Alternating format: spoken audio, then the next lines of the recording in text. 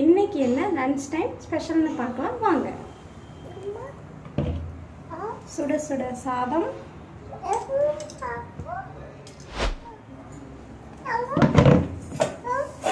நல்ல சுவையான நிறைய நல்லெண்ணெய் ஊற்றின கத்திரிக்காய் காரக்குழம்பு.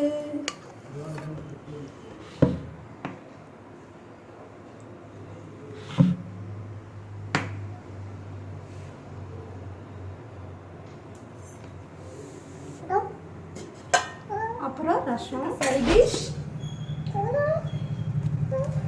பீட்ரூட் பொரியல், காரக்குழம்புக்கு ஸ்பெஷல் அப்பளம்.